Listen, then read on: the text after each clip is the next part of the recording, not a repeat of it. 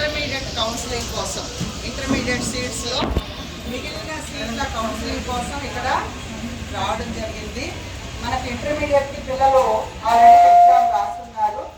వాళ్ళలో మొదటి లిస్టు, రెండవ లిస్టు రెండు కూడా హెడ్ ఆఫీస్ పెట్టడం జరిగింది.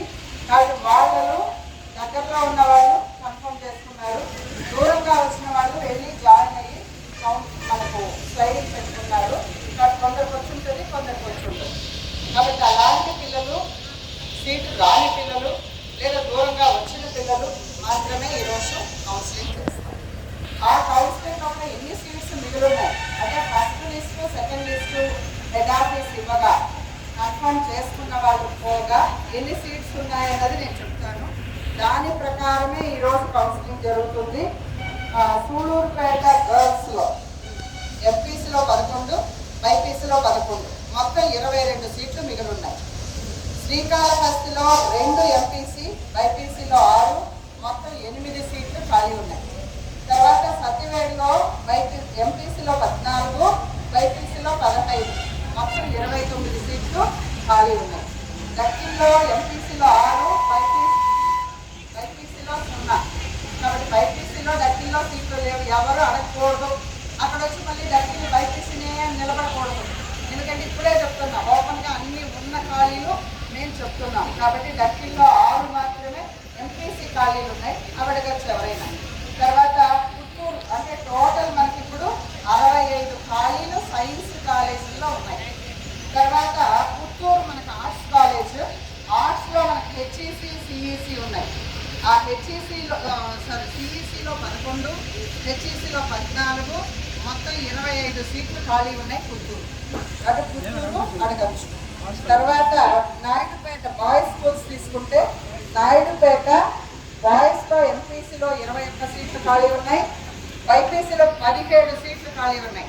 టోటల్ 38 సీట్లు బాయ్స్ స్కూల్లో నాయుడుపేట కాలేజీలో ఖాళీలు ఉన్నాయి. తర్వాత రైల్వే కోడూరు ఇప్పుడు మనకు కొత్తగా యాడ్ అయింది.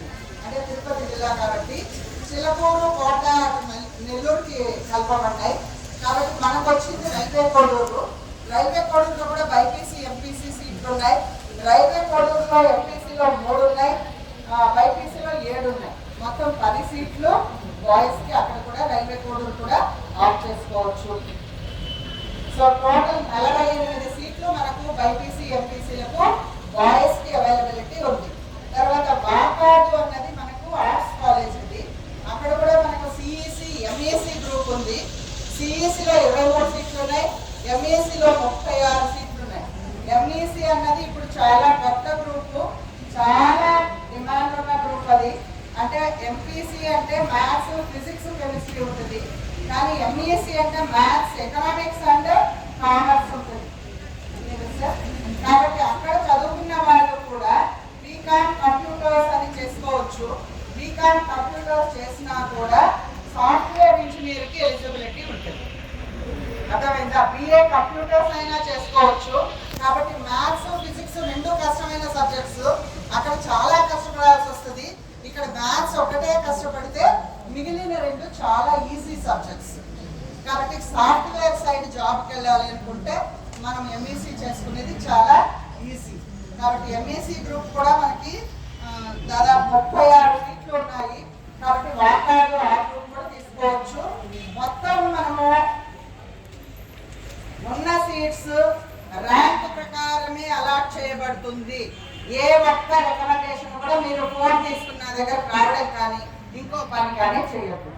అందరూ ఈక్వలే. నాకు ప్రతి బిడ్డ ఈక్వల్. ఎగ్జామ్ రాసిన ప్రతి బిడ్డ ర్యాంక్ ప్రకారమే సీటు అలాట్ చేస్తాం. ఎవరికి ఎలాంటి అభ్యర్థులు అవసరం లేదు. కాబట్టి ఆ ర్యాంక్ ప్రకారం పిలుస్తాము. ర్యాంక్ ప్రకారమే మీరు లోపలికి రండి. ఏ సీట్ ఖాళీ ఉందో ఓపెన్గా అన్ని అక్కడే పెట్టుకుంటాం. మీకు ఏ సీట్ ఖాళీ ఉంటే అది తీసుకోవచ్చు. అంతేకాని లేని సీటు మొండి చేసినా మేము ఇవ్వలేము. ఉన్న సీట్లన్నీ కూడా అలాట్ చేయబడతాయి. ఇంకా అయిపోయినాయి అంటే వెనక ర్యాంకుల వాళ్ళకి వెయిటింగ్ లిస్ట్ కూడా ఇస్తాం. ఎందుకంటే ఇక్కడ ఉన్న పిల్లలు, ఇప్పుడు జాయిన్ అయిన పిల్లలు కొందరు IIITకో ఇంకొక చోట సీట్ వచ్చి కూడా వెళ్ళే వాళ్ళు ఉంటారు. కాబట్టి మనము వెయిటింగ్ లిస్ట్ కూడా కొంచెం వరకు ప్రతి కాలేజ్కి ఒక 15 సీట్లో 20 సీట్లో వెయిటింగ్ లిస్ట్ కూడా ఇస్తాము. కాబట్టి వాళ్ళు వెళ్ళిపోతే మళ్ళీ వీళ్ళకి సీట్లు వస్తాయి. కాబట్టి అందరూ కూడా ఓపిక ఓపికగా ఉండి ఎవరు ఆత్రపడి నా దగ్గరికి పరిగెత్తి రావద్దు. ఎవరు వచ్చినా నేను ర్యాంకు ప్రకారమే ఇస్తాను. ఎలాంటి మోసం ఉండదు. అందరూ కూడా ప్రశాంతంగా ఎవరి ర్యాంకు పిలిచినప్పుడు వాళ్ళు రండి. కాబట్టి ఎవరు ముందుకు తోసుకుని వచ్చేయడము, ముందుకు వచ్చేస్తే నాకు ముందు వచ్చేస్తుందేమో, ఆ లైన్లో ముందుకు వచ్చేస్తాను అని అవన్నీ ఏం చేయొద్దు. ర్యాంకు ప్రకారమే ఇస్తాము. ఎలాంటి ఇబ్బంది పడద్దు ఎవరు కూడా. కాబట్టి ఉన్న వాళ్ళు ర్యాంకు పిలిచిన వాళ్ళు డైరెక్ట్గా రూమ్లోకి వస్తే తొందరగా పని అవుతుంది. లేదు మీరు లేట్ చేస్తామంటే స్టాప్ చేసుకుంటాం. అందరూ సహకరిస్తే తొందరగా అయిపోతుంది. కాబట్టి ర్యాంకు ప్రకారం లోపలికి రండి, తొందరగా కంప్లీట్ చేస్తాం. ఓకే, అన్నది మనకు ఉంది, అది గుర్తు చేసుకోండి. మనకి చిల్లపూరు అది రాలేదు, బాయ్స్ రాలేదా? వస్తారు. ర్యాంకు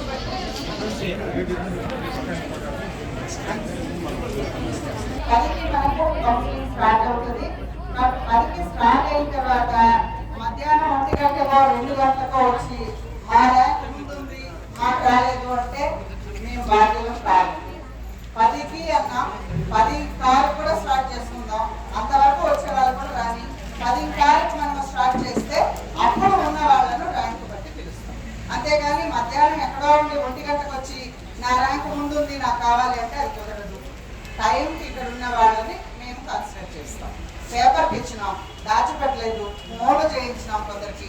అవునా, 1:2 ఫోన్లు కూడా చేసినాం. అంటే 1:2 ర్యాంకు వరకు ఫోన్లు చేసినాం. ఎందుకంటే అక్కడి వరకు సీట్ రావచ్చు అనే ఉద్దేశంతో చేసినాం. వెనక వాళ్ళు కూడా ఒకరు వచ్చిండొచ్చు, ఒకవేళ వచ్చింటే వెయిట్ లిస్ట్ ఇస్తాం. కాబట్టి ఎవరికి ఇబ్బంది లేదు, ఇబ్బంది పడద్దు. ఇక్కడ ఉన్న మమ్మల్ని ఇబ్బంది పెట్టద్దు. ఎందుకంటే మీరు గలాటా చేసే కొద్దీ మాకు లేట్ అవుతుంది.